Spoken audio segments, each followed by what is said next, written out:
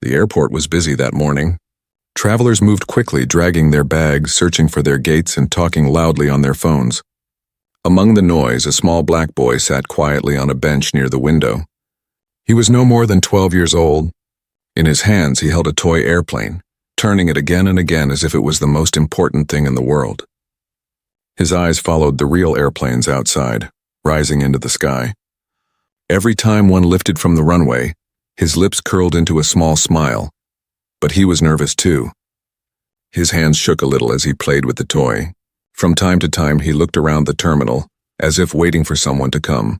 The crowd passed him by without paying attention. Only one man seemed to notice him, a uniformed pilot who had just stepped out of the staff gate. The pilot was tall, clean-shaven, and his white shirt and golden stripes gave him an air of authority. When his eyes fell on the boy, his face stiffened. He frowned, watching how the boy clutched his toy plane. Something inside the pilot twisted into suspicion. Instead of seeing a harmless child, his mind painted a darker picture. He whispered to himself, "What is this kid doing here all alone?" He stood there for another minute, crossing his arms, then pulling out his phone. Without walking closer, without asking the boy anything, the pilot dialed security. His voice was sharp, almost urgent. "There's a suspicious boy at Gate C," he said. "Black kid, around 12. He's acting strange. You better send someone right now." The words carried weight. Within minutes, 2 uniformed police officers appeared, moving quickly toward the waiting area. Their boots clicked on the tiled floor and their radios crackled as they exchanged short words. Travelers noticed and slowed their steps, curious about what was happening. Some turned their heads, others lifted their phones to start recording. The boy's eyes widened as the officers stopped in front of him. He pressed his toy airplane tightly to his chest, confused and scared. "Stand up, kid," one officer said firmly. The boy blinked. His lips trembled. "Why? I didn't do anything." "Stand up," the officer repeated. His hand rested near his belt where his taser hung. The child's heart pounded inside his chest. He felt small, weak, and trapped. He slowly stood, his thin legs shaking. His toy plane slipped from his hand and clattered to the floor. The sound echoed in the terminal, loud in the heavy silence that had fallen. The pilot stood a few steps away, watching with a mix of fear and pride.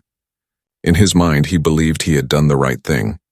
He told himself he had protected the passengers, that his instincts were correct. But in reality, his call had put an innocent child in a storm he did not deserve. "Where are your parents?" the officer asked, his voice sharp. The boy stuttered. "My dad. He's coming. He told me to wait here." The second officer looked at the first, unconvinced. "Do you have ID? A ticket?" The boy shook his head quickly, tears welling in his eyes. "My dad has everything. He went to check something." The crowd around them grew larger. Murmurs filled the air. Some passengers shook their heads in disapproval. Others whispered about how unfair it looked. A woman whispered loudly, "He's just a child."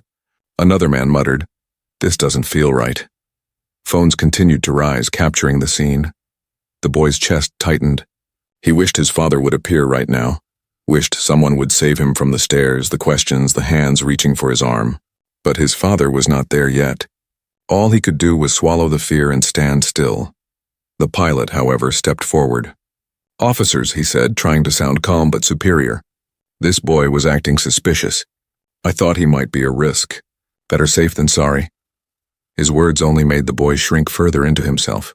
The officers nodded slightly, still unsure, but the weight of the pilot's uniform and authority made them take his words seriously. Just then, the boy heard a familiar voice in the distance. A deep, steady voice that carried calm and power at the same time. "Son," it called. The boy's head shot up. Relief filled his face. He turned to see his father walking toward him. The man was tall, dressed in a sharp suit with confident steps that made people move aside naturally. His eyes locked on his son, then on the officers holding him. His jaw tightened, but his voice remained calm. "Is there a problem here?"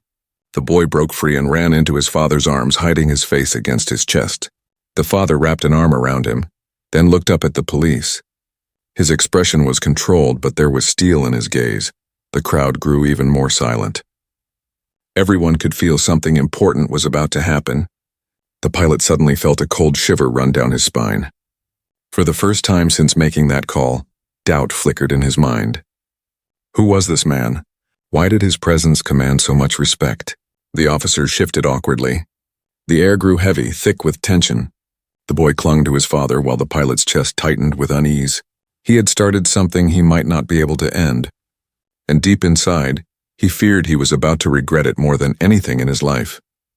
The airport hall grew still as the tall man walked closer.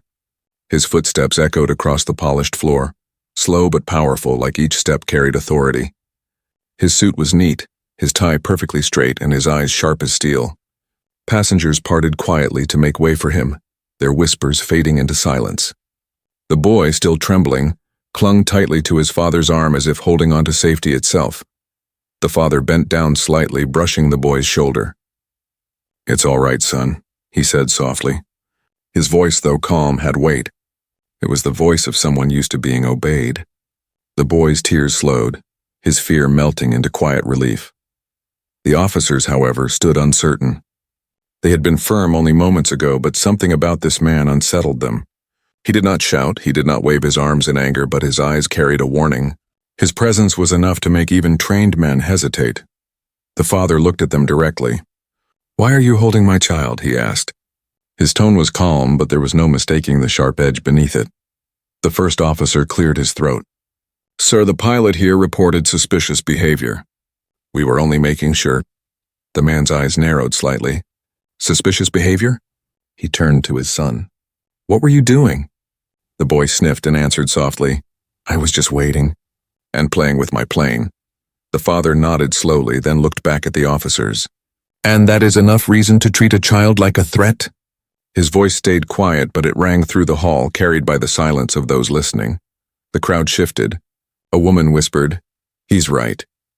Another man muttered, "This is unbelievable." Phones were still recording, their red dots blinking like eyes catching every second. The air around them felt charged, as if everyone was waiting for something to explode. The pilot, standing only a few steps away, suddenly felt the focus of the father's gaze. His chest tightened.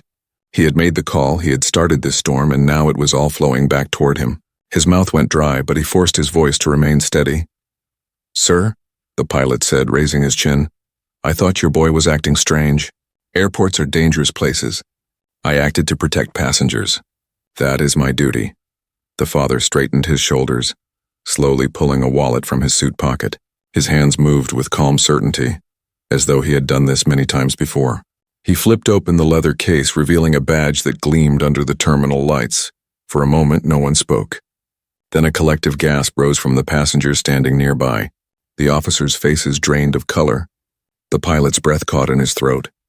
The badge read in bold letters, Federal Aviation Administration, Senior Administrator. It was not just any title. This man was one of the highest authorities in aviation, a figure who could command pilots, airlines, and even federal officers with a single word. The father's eyes locked on the pilot, calm but cold. "You called the police on my son," he said evenly, without asking a single question.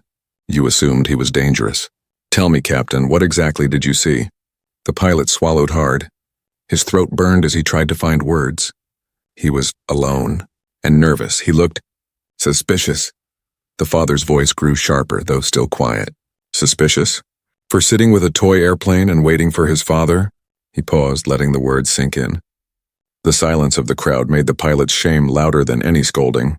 The officers shifted uncomfortably. One of them muttered, "Sir, we didn't know. We were just following protocol." The father turned his gaze toward them, and they immediately looked down. "Protocol," he repeated, "is meant to protect people, not to target children because of fear or bias." His words cut like a knife, clean and undeniable. The boy squeezed his father's hand, whispering, "Dad, can we go home?" The father bent slightly, his stern face softening for his son. "Soon," he whispered back. Then he straightened again, his eyes returning to the pilot. The crowd began murmuring louder now. "Unbelievable," someone said. "A kid and they call the police?" Another voice added, "The father's FAA, this pilot is finished." The pilot could feel the weight of every eye pressing against him. His uniform, once a symbol of respect, now felt heavy, almost suffocating. For the first time, he realized he might have destroyed his own career with one careless call. The regret started creeping in, cold and sharp. The father leaned closer, his voice dropping so low only the pilot could hear. The father leaned closer, his voice dropping so low only the pilot could hear.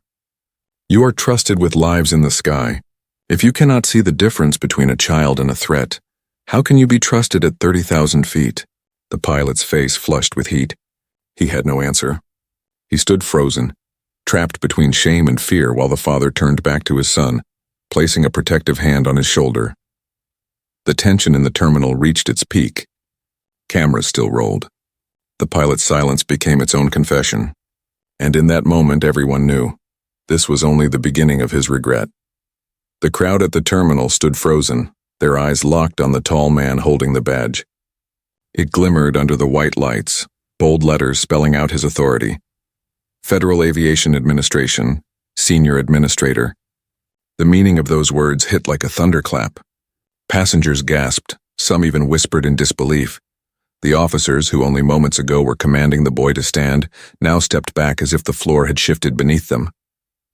Their hands fell away from their belts.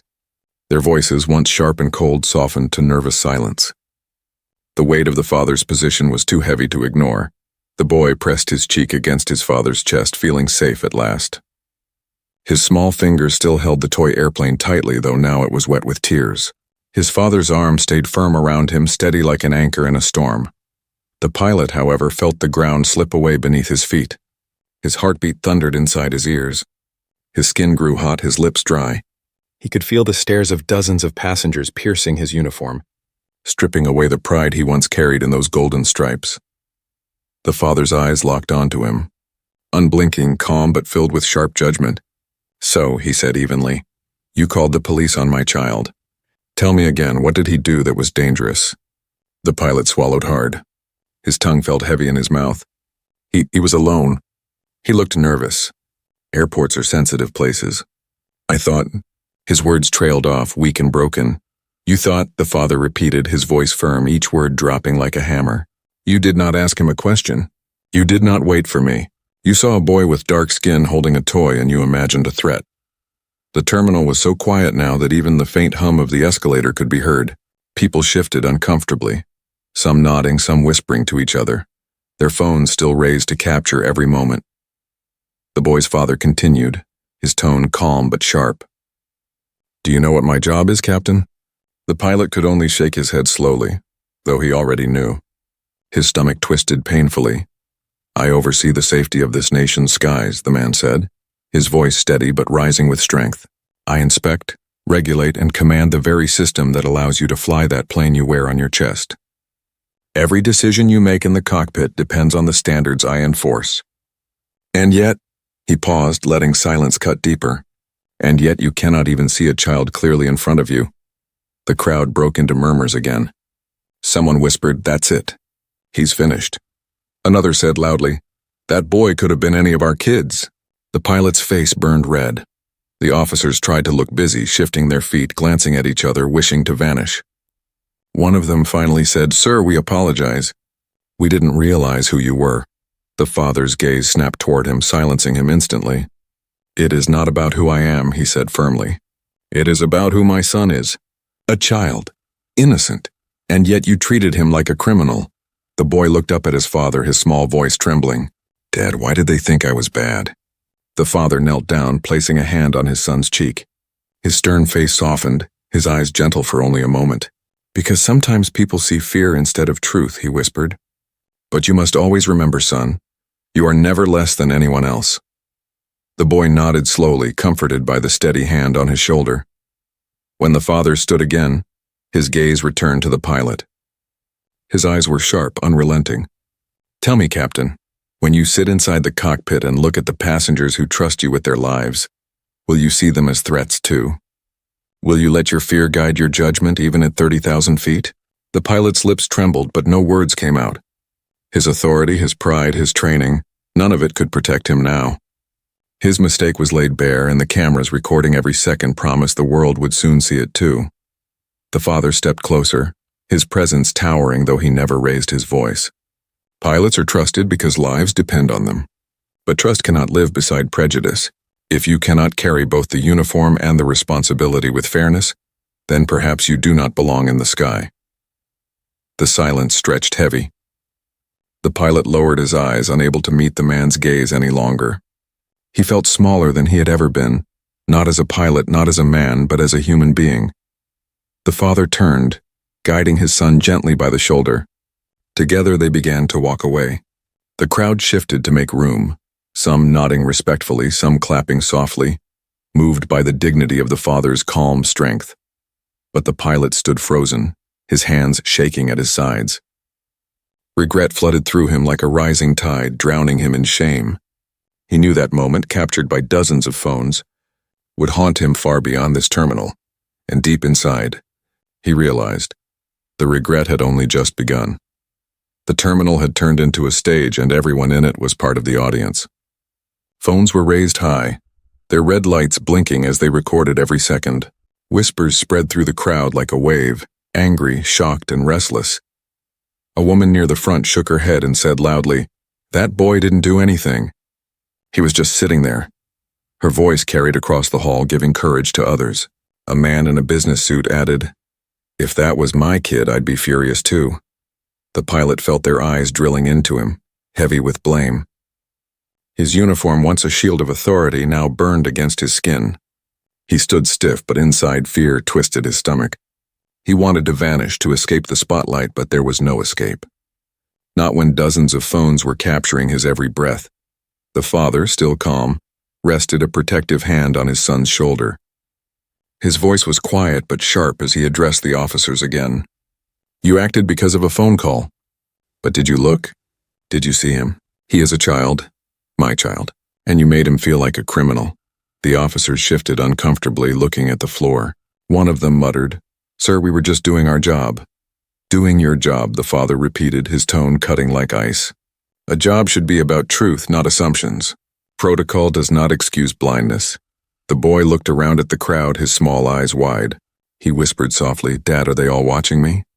The father bent down and kissed his forehead. "Yes, son," he said gently, "but they are not watching you because you did something wrong. They are watching because you are brave." The crowd fell silent for a moment, touched by the words. Then a slow clap began. It started with one person, then another, until dozens of hands echoed in unison. The sound filled the terminal, sharp, clear, undeniable. Applause for the father, for his calm strength, for the truth spoken aloud. The pilot's chest tightened. Each clap felt like a hammer striking his pride. His eyes darted around, searching for an ally, but there was none. Even his fellow crew members, who had once nodded to him with respect, now looked away, unwilling to meet his gaze. The father stood tall again, his presence commanding the space. "Ladies and gentlemen," he said, his voice carrying across the terminal, "this is not only about my son. This is about every child, every family who deserves dignity and fairness. No one should be treated with suspicion for simply existing." The applause grew louder, stronger. The sound wrapped around the pilot like chains, binding him in shame. His face flushed red, his lips pressed tightly together, but he could not silence the truth of what had just been spoken. Passengers began speaking openly now. "This needs to go online. People should see this. That pilot should answer for this." The pilot's heart sank. He knew what those words meant. By the time he returned from this flight, if he even flew it, his name, his face, his mistake would be everywhere. His regret had already started to spread beyond this hall. One traveler stepped forward, a middle-aged man with kind eyes. He addressed the father directly. "Sir, thank you for standing strong. Your boy deserves better. We all saw what happened." The father nodded slightly, his face calm, though his eyes still carried quiet fire. "Thank you," he replied. "But this is not about thanks. It is about change." The boy held on to his toy plane, no longer trembling. With his father's words echoing in his ears, he stood a little taller. He felt the strength in the applause, the warmth of strangers supporting him, and for the first time since the officers approached, he no longer felt afraid. The pilot, however, could barely breathe. Sweat formed at his temple. His hands shook slightly at his sides. He wanted to speak, to explain, but every word he imagined sounded hollow. He knew nothing could erase the image of a boy standing scared before armed officers because of his call. The officers tried to back away slowly, embarrassed. They exchanged nervous glances, waiting for permission to leave the scene. But the father's gaze held them in place. "Not yet," he said firmly. "Not until we understand what went wrong here." His words were calm, but the authority in them forced the officers to stop. They obeyed not because of rank, but because of the respect his presence demanded. The terminal buzzed with tension, the applause finally slowing, but the stares remaining fixed. The father's dignity shone brighter than anger ever could. He had not raised his voice, yet his words had silenced an entire hall. The pilot lowered his head, his regret cutting deeper with every passing second. He realized the truth. This was no longer just a private mistake. It had become a public lesson, one the world would not forget. And somewhere deep inside, he knew the worst was yet to come. The terminal had become a mirror, and in every reflection the pilot saw his failure. The people staring at him no longer saw a trusted captain, but a man who had made a terrible mistake. The golden stripes on his shoulders, once symbols of honor, now felt like heavy chains pressing down on him. The applause for the father still echoed in his ears. Each clap struck the pilot's pride like thunder. He wanted to speak, to defend himself, but the words stuck in his throat. Everything he thought might sound like an excuse, and excuses would not change what the crowd had already seen with their own eyes. His gaze shifted to the boy. The child stood close to his father, no longer trembling, but watching the pilot with wide, hurt eyes. Those eyes pierced deeper than the father's badge, deeper than the crowd's judgment. The boy had been made to feel small, weak, guilty for nothing, and the pilot knew he was the reason. For the first time in his long career, the pilot questioned who he was. He had flown storms, handled emergencies, faced engines failing midair, yet he had never felt this kind of fear. Not fear for his life, but fear for what his own choices had revealed about him. The father's calm words replayed in his mind. If you cannot trust the people standing before you, how can you ever lead them? The weight of those words crushed him. He realized it was not just a question of one call to the police. It was a question about his character, his judgment, his ability to wear the uniform at all. He tried to breathe, but the air in the terminal felt thick, heavy. Sweat clung to his skin. His heart pounded as if trying to escape his chest. He looked at the officers, but they avoided his gaze. Even they, who had once listened to his call with respect, now looked ashamed for being part of his mistake. Passengers whispered louder, "He doesn't deserve to fly." What kind of captain does this? Imagine him making decisions in the cockpit. The pilot's chest tightened. These were not just strangers' voices. These were passengers, people like the ones who boarded his flights every day, who trusted him with their lives.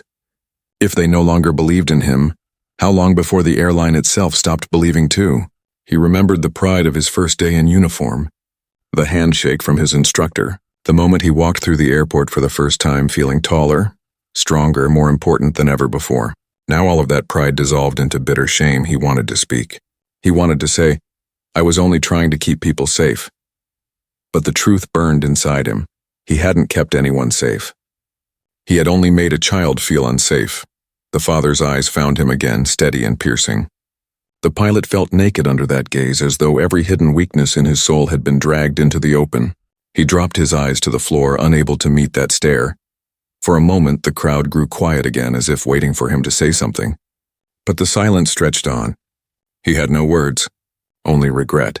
His thoughts spun out of control. What would happen now? Would the videos spread online before his flight even left the ground? Would his name appear in headlines tomorrow? Would the airline call him into the office, strip away the wings he had earned with years of work? The more he thought, the deeper the fear grew. And with that fear came shame. The boy's voice suddenly broke the silence. Small but strong, it carried across the hall. "Dad," he asked, "is he sorry?" The father turned to his son, not answering right away. His eyes stayed on the pilot, waiting. The pilot's lips parted, but no sound came out. He wanted to say yes. He wanted to fall to his knees and apologize. But pride and fear locked his throat. He stood there, trembling inside, unable to offer even the simplest words. The father sighed softly and looked back at his son. "Sometimes," he said gently, "regret is louder than an apology, and sometimes silence says more than words." The boy nodded, holding his toy plane tighter. He seemed to understand, even if the pilot could not bring himself to speak. The crowd murmured again, their whispers sharp. "He can't even say sorry." That tells you everything. No respect left. The pilot's hands clenched into fists. Regret burned inside him like fire, but he had no way to put it out. His silence condemned him more than any speech could have. He felt his career slipping through his fingers, like sand falling from a broken fist. And deep down he knew, whatever came next, nothing could erase the image of a boy forced to cry in front of armed officers because of his call. This moment would follow him forever. It would shadow every step, every flight, every attempt to hold his head high again. The weight of regret had already taken root in his heart, and it would never let go. The crowd had grown restless. Phones still pointed at the scene, capturing every second. The silence was no longer empty, it was heavy, charged with judgment. Everyone waited for what the father would do next. The FAA administrator stood firm, his hand steady on his son's shoulder. He had not shouted once, yet his calm presence carried more power than the loudest anger. His eyes turned toward the officers who were still shifting uncomfortably, trying to fade into the background. "Officers," the father said quietly, "step back." The two men exchanged a quick glance, then moved aside. Their earlier authority dissolved like mist under sunlight. Now they stood more like guilty students waiting for correction than enforcers of law. The father's gaze then locked on the pilot. His voice was calm, but every syllable struck like a hammer. "You wear that uniform to protect lives, yet today you nearly destroyed the dignity of a child for no reason but your own fear." The pilot's chest rose and fell quickly. His lips trembled, but he stayed silent. His mind screamed for words, apologies, excuses, anything, but his throat remained locked. The crowd's eyes pressed on him like weights. The father pulled out his phone. The pilot's stomach dropped. He knew instantly what that meant. "Your airline will be hearing about this," the father said, his voice sharp now. "And not only your airline. The FAA will investigate this behavior. If you cannot tell the difference between a passenger and a threat, then you are a danger to the skies." Gasps echoed from the bystanders. The pilot swayed slightly, gripping his hat in both hands. He felt smaller than he had ever felt in his life. The boy tugged his father's sleeve gently. "Dad, let's go, please." The father's stern eyes softened as he looked down at his son. "Soon, son. But first we must make sure justice is done." Turning back to the officers, he added, "I expect a full report filed. Every detail. If this incident is ignored, I will see to it personally that accountability is enforced." The officers nodded quickly, one scribbling notes into his pad. Neither dared argue. The father's voice rose slightly, clear enough for the passengers recording on their phones. "Every child has the right to wait for his parent without fear. No pilot, no officer, no authority should strip that right away. This will not be hidden. This will be corrected." Applause erupted again, stronger this time. The sound filled the terminal like thunder rolling across the sky. The boy looked around in wonder as strangers clapped for him, their faces kind and supportive. For the first time, he no longer felt like the center of suspicion. He felt like the center of truth. The pilot's face burned hot. Sweat dripped down his temple. His golden stripes, once his pride, now felt like marks of shame. He wanted to shout that he had meant no harm, that he had only tried to protect people, but deep inside he knew those words would sound hollow. The father took his son's hand and turned to leave. But before stepping away, he looked once more at the pilot. His words, quiet but sharp, cut through the noise. "You are trusted to carry souls through the sky. Remember this moment every time you sit in the cockpit. Fear and prejudice cannot guide a pilot. Only clarity, only fairness, only truth." The pilot bowed his head, unable to lift his eyes. The boy held up his toy plane, gripping it tightly. As he walked beside his father, he whispered, "Dad, can we still fly today?" His father smiled softly, the sternness melting from his face for a brief moment. "Yes, son. We will fly, and we will do so with dignity." Together they walked away, the crowd parting to give them space. People clapped again, not just for the father, but for the boy who had endured the storm with quiet courage. The officers remained standing awkwardly, scribbling their notes while the pilot sank into his own silence. Regret weighed heavier than his uniform, heavier than the eyes of the crowd. He knew this story would not end at the gate. It would follow him, replay on every screen, echo in every corner of his life. And with every step the father and son took away from him, the pilot felt the walls of his world closing in tighter. Justice had been delivered, but his punishment had only just begun. The terminal slowly returned to its normal rhythm. Boarding calls echoed. Luggage wheels rolled across the floor. and announcements buzzed through the speakers. Yet in the corner where the incident had taken place, the air still carried tension. People lingered, whispering about what they had just witnessed. The boy and his father walked calmly toward the boarding gate. The boy clutched his toy airplane in one hand and his father's hand in the other. Though tears had dried on his cheeks, his small chest rose proudly now. He had seen his father protect him, not with anger or fists, but with strength and dignity. Behind them, the pilot remained frozen. His hat hung loosely in his trembling hands. The stripes on his shoulders felt heavier than ever. He had once walked these halls with confidence, admired for his authority. Now he felt like a shadow of the man he thought he was. Passengers still pointed their phones at him. Some whispered harshly, "That man should never fly again." Imagine trusting him with lives. He couldn't even apologize. The pilot's throat burned. Regret was a fire that refused to die. He replayed the moment again and again. The boy's frightened face, the father's piercing words, the applause of strangers. He had made a single call, a call he thought was harmless, but it had revealed something ugly inside him. The father stopped just before stepping through the gate. He turned, his son standing close at his side, and looked back at the pilot. The crowd quieted instantly. Even the background noise of the airport seemed to fade, as if the whole building leaned in to listen. The father's voice was steady, calm, yet filled with gravity. "Captain," he said, "flying an aircraft is more than steering a machine. It is carrying lives, dreams, families, and children through the sky. Every decision you make must be guided by fairness and clarity, not by fear or bias. Today you failed that duty.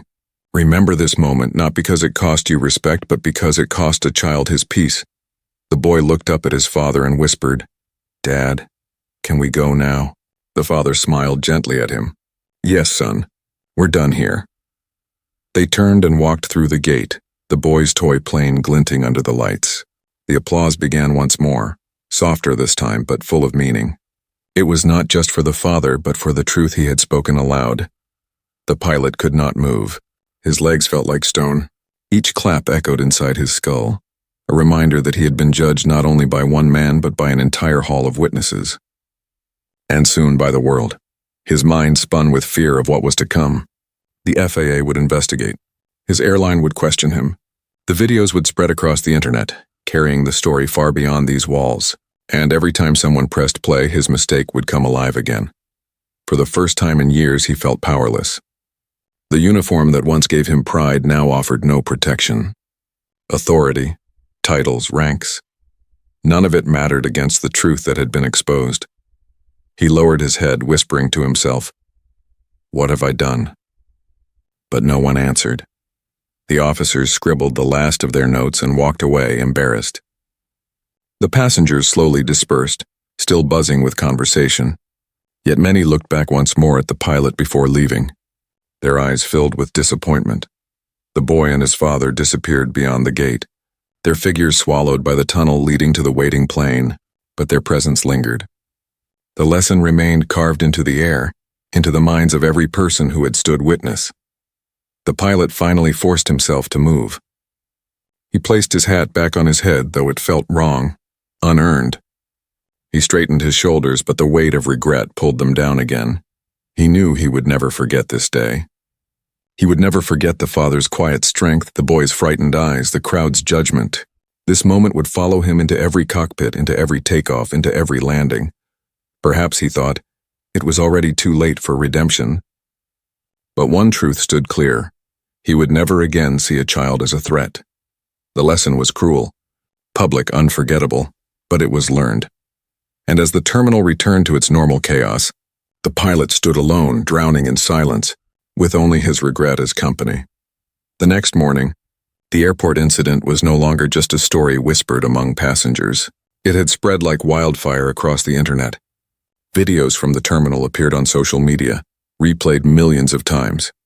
Headlines flashed across news sites. Pilot calls police on black child. Confronted by FAA administrator father. Airport incident sparks. Outrage, prejudice in the skies. Calm words. Powerful lesson. Administrator stands up for his son. The pilot's face appeared everywhere. The proud uniform he once wore like armor now became a symbol of shame. Clip showed him standing silent, unable to apologize, while the crowd clapped for the father. Every frame captured his regret, his weakness, his mistake.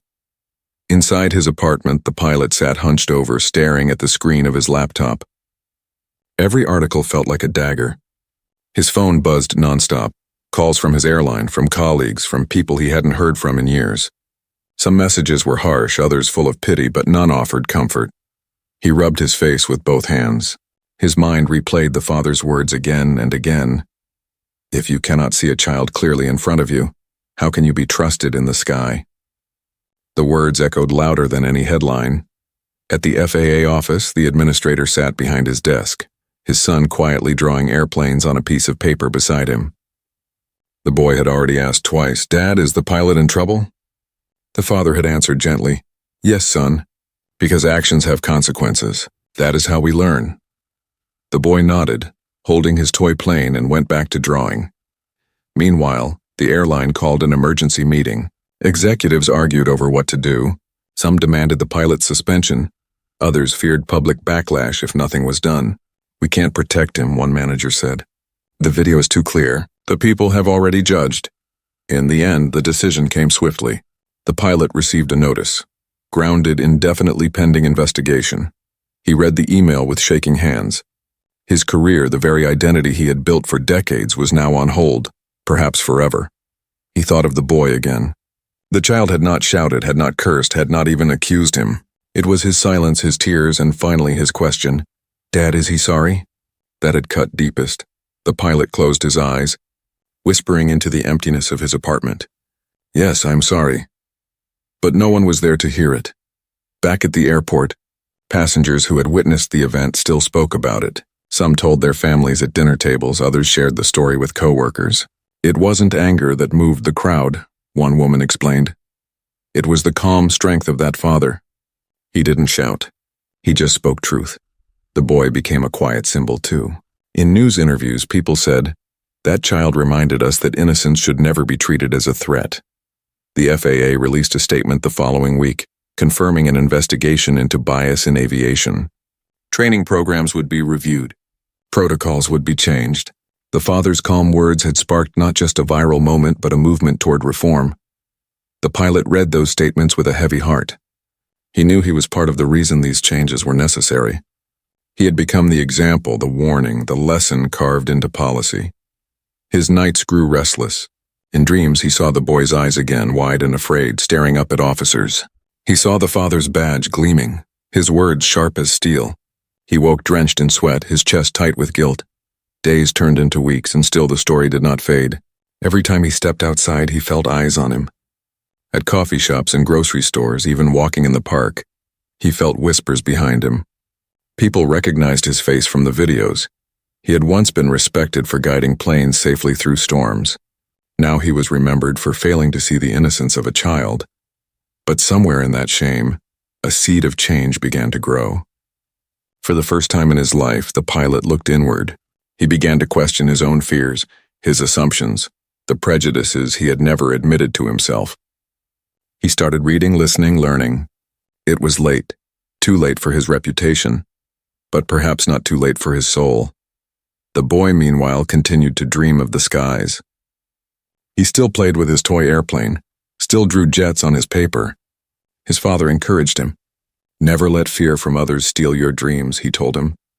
And so, while the pilot struggled with the weight of regret, the boy walked forward unbroken, with a father who had shown him strength without anger, justice without violence. The lesson had spread far beyond that terminal. It had entered homes, headlines, and hearts, and for the pilot it would remain forever. A reminder that one moment of blindness can change a life, but also, perhaps, awaken a soul.